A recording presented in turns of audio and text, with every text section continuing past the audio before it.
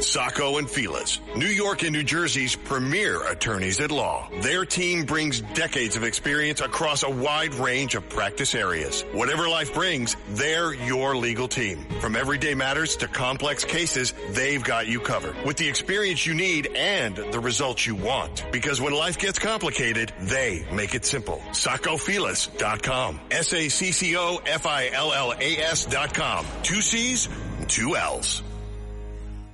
Listen, all you New Yorkers. Excuse me, taxi. Okay, we're looking around. This is the 77 WABC minicast. I hope everyone is going to have a happy and holy Easter. And so we are here, though, today to talk about politics and the economy and energy policy. And I was thinking, who is the smartest guy I know on energy policy, other than myself, of course, but this guy knows about 3 times more on energy than I do. I'm talking about Tom Pyle. Tom's been a regular on this show. He runs a group called the Institute for Energy Research, also the American Energy Alliance.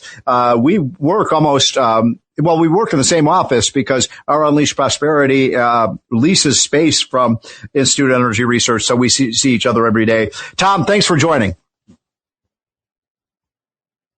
Thank you, and happy Easter, Steve. Happy Easter. Okay, so I've got a lot to cover with you, Tom, and we want to talk, obviously, energy policy. And I'm going to start, if I may, Tom, with a question that I guess I get asked about 5 times a day. I'm sure you probably do, too, more than that. And I try to explain this to people. Maybe I don't explain it very well, but here is the question, Tom. So people say to me, well, Steve Moore, we're producing more energy than ever before, oil and gas in the United States, thanks to efforts, your group and our group and others, drill, baby, drill. So we are at an all-time high with American oil and gas production. And we are, and correct me if I'm wrong, Tom, but I have seen the statistic that suggests that the United States is actually a net exporter of oil and gas. In other words, we produce more than we can consume in this country. And you can correct me if I'm wrong about that as well. And so the question, if I'm right about those two things, then the obvious question that people are scratching their head wondering is, if we're producing all this oil and gas and we're self-sufficient, why is it that when the price of the gas out of the Middle East goes up, that people are paying more here at home? Couple reasons, Steve. The first is that, of course, while we produce a lot and our production has made us safer and stronger than ever, yes. We have a refinery complex that is tooled specifically to take oil that we don't produce here in the United States for the most part. Our refineries were built in the 70s. And at the time, we were importing most of our oil Tom, hold on. Tom, from Venezuela and then Canada. Tom, hold on one second. I bet a lot of our listeners don't even know what a refinery. What does a refinery do? The refinery is what takes that crude oil and turns it into multiple products, fertilizer, including gasoline. Natural gas does fertilizer, but gasoline, diesel, jet fuel, home heating oil, asphalt for our roads. Got it. Those refineries are basically the cookbook for oil. Okay.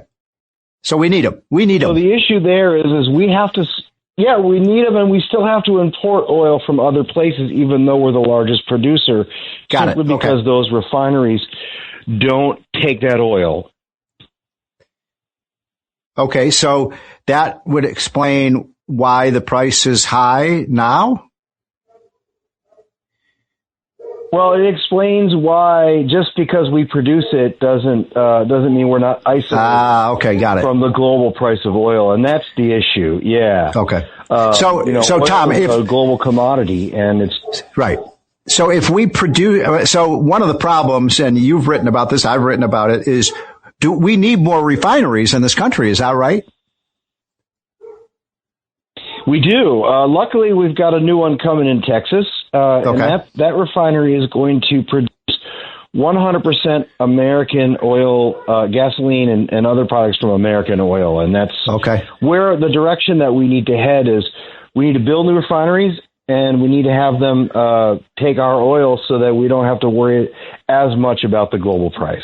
And so what has been the holdup? Why have we not built more refineries? Well, it's the same reason we don't build pipelines, we don't build bridges, we don't build roads. We have an infrastructure problem in this country because of bureaucracy, because of permitting, because of federal and state, and a lot of NIMBY, that not in my backyard stuff that we've become accustomed to here. And also the climate change people don't want to build refineries, right? Oh, absolutely. The climate change people don't want us to do anything.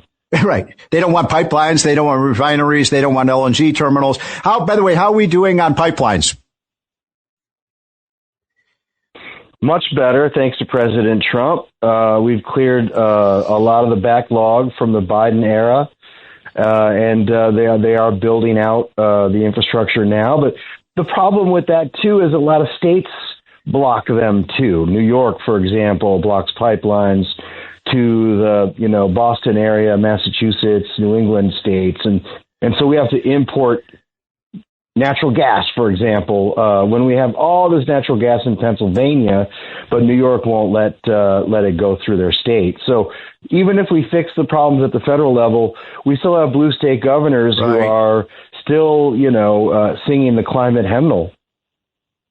So, Tom, we have a lot of listeners. We're on nationally, as you know, and we have a lot of listeners in Southern and Northern California. Why are Californians paying $1.25 to $1.50 more for gas than people around the rest of the country? Well, they have, for about the last 10 or 15 years, they have literally done it to themselves, Steve. They've passed all these ridiculous laws and requirements to make the fuel so specialized in California that it becomes more expensive.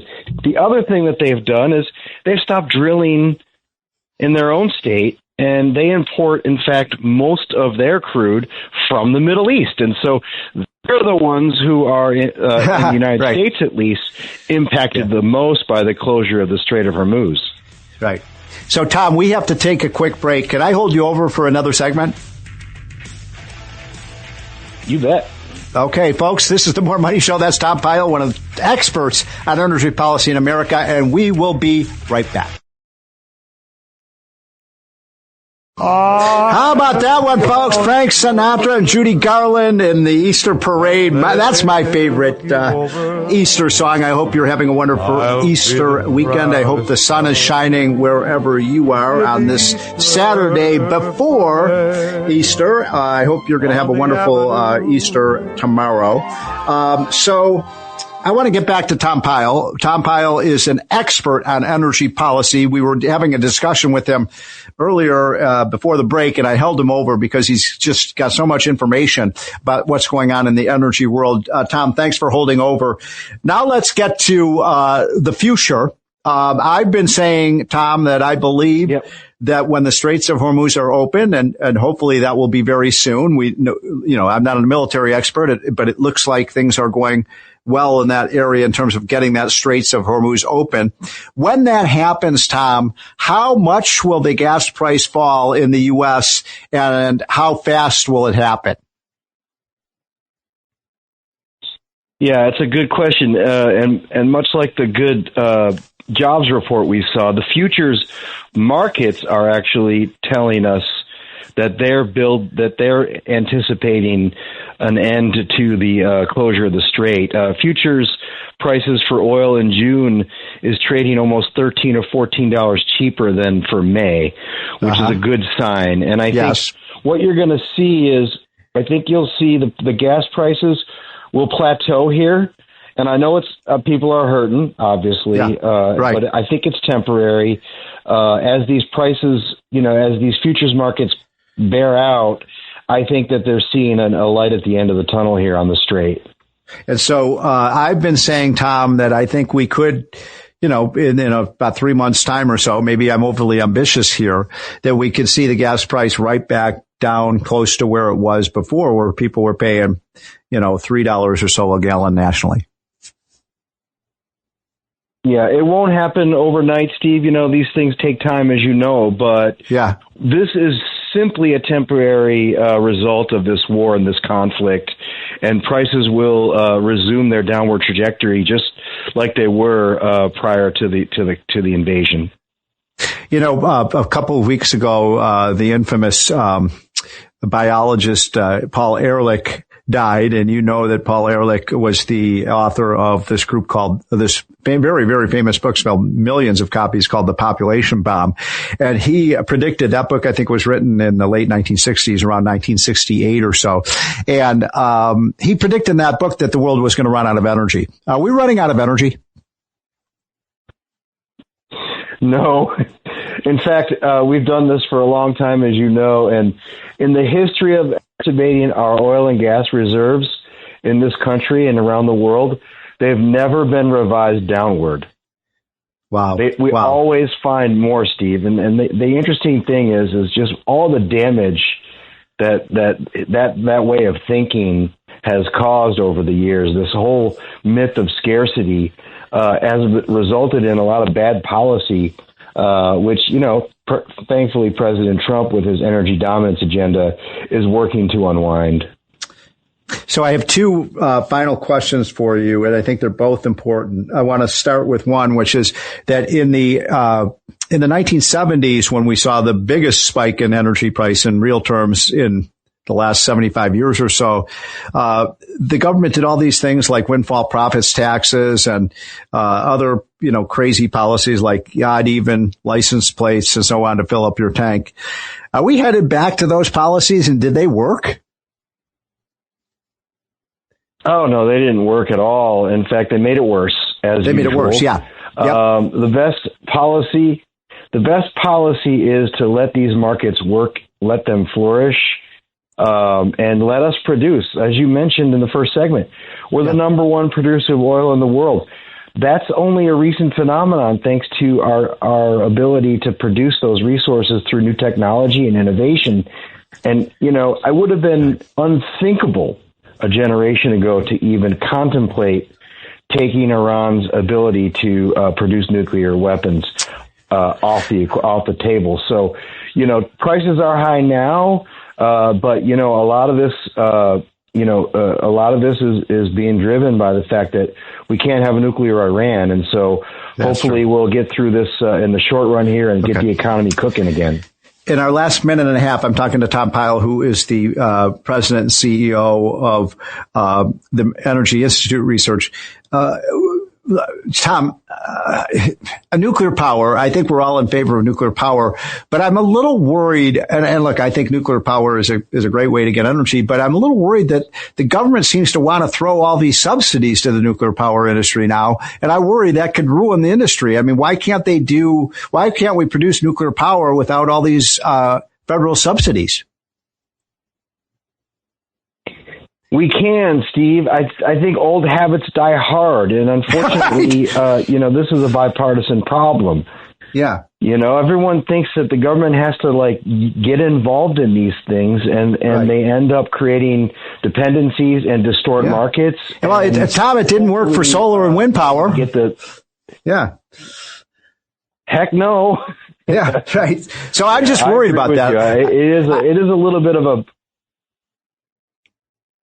Yeah, it's a little bit of a blight here on the overall agenda of the administration. I just don't think we should be subsidizing any form of energy. Yeah, I think I want to end on that note, Tom, because it's such an important one, that we should let the free market work in energy, right? Tom, it works in every other industry. Why not energy?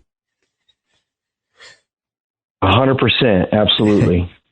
Thank you, Tom. Appreciate you coming on. That's Tom Pyle. He is one of the world's experts on energy policy. And I always say, folks, I'm not one of the smartest radio talk show hosts in the world, but I get some of the smartest guests on, and also I have the smartest listeners. So we will be right back, folks. I hope you are having a wonderful Easter weekend. Easter bonnet, I love it. And we'll be back in about 1 minute. This is Greg Kelly. Donate now to Toys for Tots, which works year-round. Go to toysfortots.org. Toys for Tots supports children in need throughout the year with programs like the Toys for Tots Literacy Program. Established in 2008, it has provided over 63 million books to disadvantaged children. The Toys for Tots Literacy Program is committed to providing disadvantaged children with direct access to books and educational resources that enhance their ability to read and communicate effectively. Go to toysfortots.org.